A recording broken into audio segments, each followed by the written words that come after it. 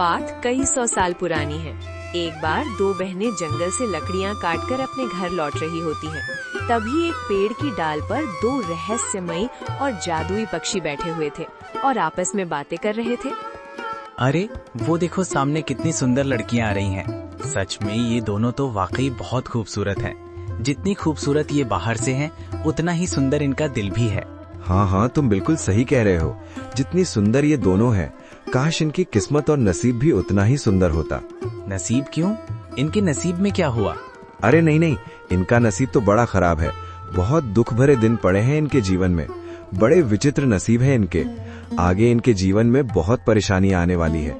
मुझे तो इनके बारे में सोच सोच कर बड़ा दुख होता रहता है।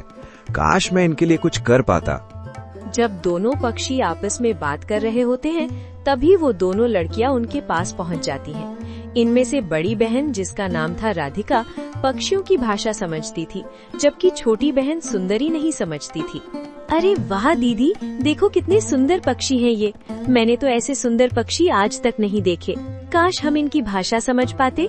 राधिका मन ही मन सोचती है। नहीं, मैं सुंदरी को नहीं बता सकती कि ये दोनों क्या बातें कर रहे हैं। सुंदरी उत्सुकता से पूछती है, अरे दीदी, मुझे तो बता, आखिर इनके नसीब में ऐसा क्या लिखा है? पक्षी कहते हैं, इनमें से एक लड़की की किस्मत में मृत शरीर से विवाह करना लिखा है, वहीं दूसरी की किस्मत में एक भेड़िए से विवाह करना लिखा है। ओह, अब इन बेचारियों का क्या होगा? जब दोनों पक्षी बातें कर रहे थे, तभी राधिका उनकी सारी बातें सुन लेती है। सुंदरी, अंधेरा हो रहा है, चलो यहाँ से। रास्ते में चलते चलते राधिका सोच में डूब जाती है और उदास हो जाती है। क्या वो दोनों पक्षी सच कह रहे थे? क्या हमारा नसीब सच में इतना खराब है? कुछ ही देर में दोनों घर पहुंच जाती है। बेटियों, इतनी देर कैसे हो गई? हमें बहुत चिंता हो रही थी तुम्हारी। मैं भी बड़ा भाग्यशाली पिता हूँ अपनी बेटियों का। मेरा शरीर बहुत जल्दी बूढ़ा हो गया। जो काम मुझे करना चाहिए वो मेरी बेटियों को करना पड़ रहा है। न जाने क्या लिखा है मेरी बेटियों के नसीब में। ऐसा मत कहिए पिताजी, आपने भी बहुत मेहनत करके हमें बड़ा किया है। अब जब आपका शरीर साथ नहीं दे रहा, तो क्या हम आपका साथ छोड़ दें?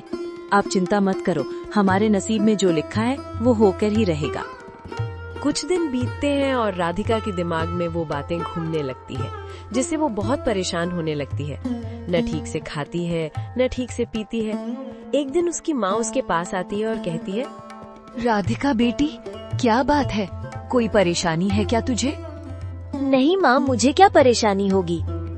बेटी, बहुत दिनों से देख रही हूँ, तू न ठीक से खाना खा रही है, न ठीक से किसी से बात कर रही है। अपनी हालत तो देख, कितनी कमजोर हो गई है। मुझे लग रहा है तू मुझसे कोई बात छिपा रही है। नहीं माँ, ऐसी कोई बात नहीं है। ऐसा कहकर राधिका वहाँ से चली जाती है। अगले दिन दोनों बहनें फिर जंगल जाती हैं। वहाँ वही पक्षी फिर से आपस में बात कर रहे होते हैं। भाई, क्या कोई उपाय नहीं है इन दोनों के नसीब को बदलने का? नहीं, इनके नसीब में एक बार जो लिखा गया है वो होकर ही रहेगा। अब वो नहीं बदला जा सकता। ओह, ये तो इनके साथ बहुत बुरा होने वाला है। राधिका फिर से उनकी बातें सुन लेती है और इस बार और भी ज्यादा दुखी हो जाती है।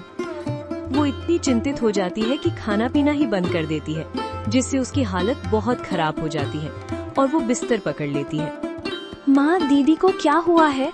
बेटा, मुझे कुछ समझ नहीं आ रहा। आखिर राधिका को क्या परेशानी है?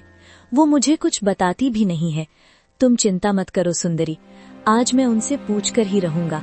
आखिर वो हमसे कौन सा राज छुपा रही हैं। चलो उनके पास।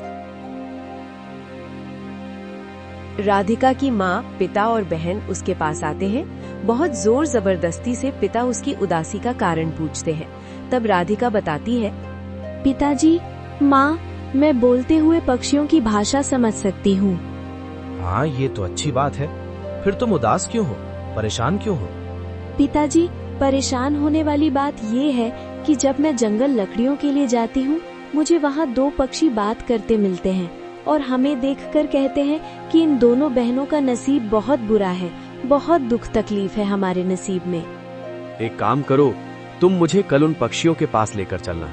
मैं भी देखूं आखिर वे कौन से रहस्यमयी पक्षी हैं जो तुम दोनों की भविष्यवाणियां कर रहे हैं। जी पिताजी, आप कल मेरे साथ चलना।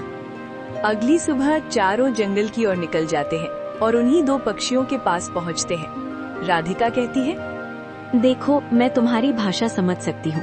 तुम दोनों इतने दिनों से जो हम दोनों बहनों के बारे में भविष्यवाणी कर रहे हो, मैं सब सुन चुकी हूँ। तुम दोनों सारी बातें विस्तार से बताओ कि आखिर क्या होने वाला है हमारी जिंदगी में। अरे वाह, ये तो बहुत अच्छी बात है कि तुम हमारी भाषा समझ सकती हो।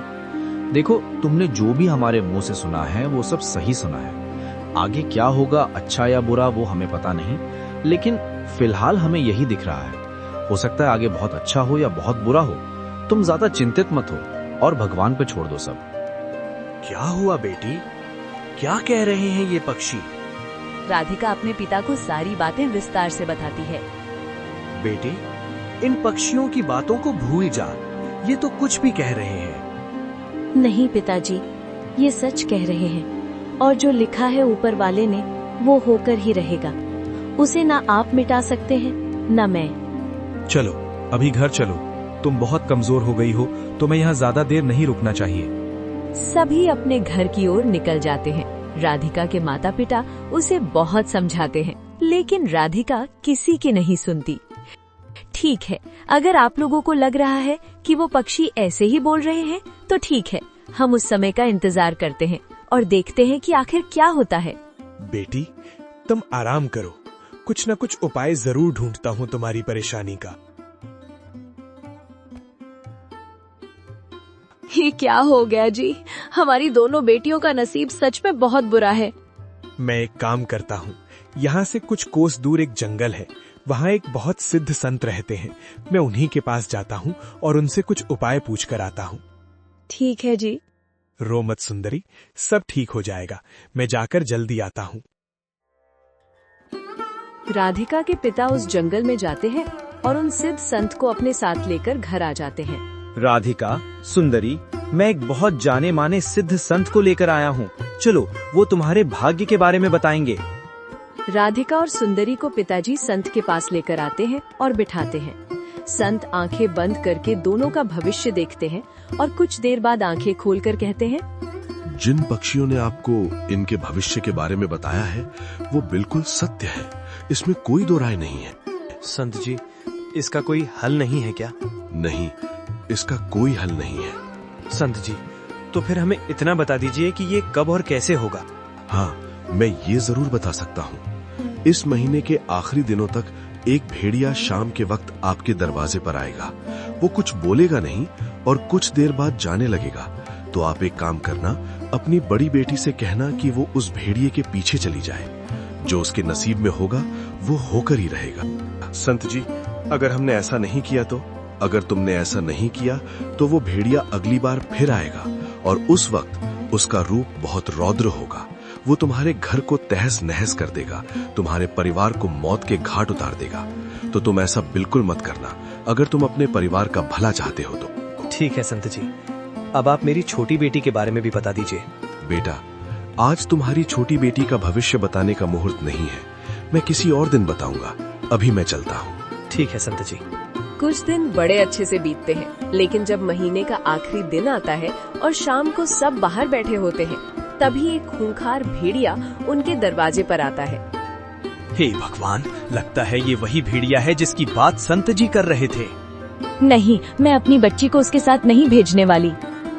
भेड़िया कुछ देर दरवाजे पर खड़ा रहता है, फिर वापस जाने लगता है। माँ, पिताजी, मैं अपनी जान बचाने के लिए आप लोगों की जिंदगी खतरे में नहीं डाल सकती। मेरा समय हो गया है, मुझे अब जाना होगा। नहीं दीदी, मत जाइए। नहीं सुंदरी, मुझे जाना ही होगा, वरना वो भेड़िया दोबारा आएगा और सब बर्बाद कर देगा। जिंदगी रही तो फिर मिलेंगे, लेकिन अभी मुझे इजाजत दीजिए पिताजी। राधिका के माता पिता और बहन फूट फूट कर रोते हैं और उसे बहुत रोकते हैं, लेकिन राधिका नहीं रुकती और भेड़िए के पीछे पीछे चली जाती है। तुम ऐसे कैसे घर पर शांत बैठ सकते हो? न जाने वो भेड़िया हमारी बच्ची के साथ क्या करेगा। तुम एक काम करो, तुम राधिका के पीछे पीछे जाओ और देखो कि वो भेड़िया हमारी बच्ची को कोई नुकसान न पहुंचाए। पर संत जी ने मुझे ऐसा कुछ कहा नहीं। अगर मैं उसके पीछे गया और उसने हमारी बच्ची को कोई नुकसान पहुंचाया तो? ठीक है, आप यही रहिए, मैं जाती हूँ उसके पीछे। नहीं, तुम यहीं रहो, मैं जा रहा हूँ। राधिका के पिता राधिका का पीछा करते करते एक जंगल में पहुंच जाते हैं। वहाँ वो देखते हैं कि भेड़िया एक गुफा में जा रहा है और उसके पीछे पीछे उनकी बेटी भी गुफा में चली जाती है। ये क्या, इतनी पुरानी गुफा में मेरी बच्ची उस भेड़िए के साथ चली गई। ये तो बड़ी खतरनाक गुफा है, बड़े खतरनाक जानवर रहते हैं यहाँ। अब मेरी बच्ची यहाँ से कभी जिंदा नहीं लौट पाएगी। ऐसा कहकर राधिका के पिताजी फूट फूट कर रोने लगते हैं और घर लौट आते हैं। पति को रोता देख सुंदरी और माँ भागते हुए आती हैं। क्या हुआ जी, आप रो क्यों रहे हैं? हमारी बच्ची कहाँ है? पिताजी बताइए ना, क्या हुआ? सुंदरी, वो भेड़िया हमारी बच्ची को उस खतरनाक गुफा में लेकर गया है। उस गुफा में कोई एक बार चला जाए तो कभी वापस नहीं आता। ना हो उस भेड़िए ने हमारी बच्ची के साथ कुछ कर दिया हो। हे भगवान, ये क्या हो गया?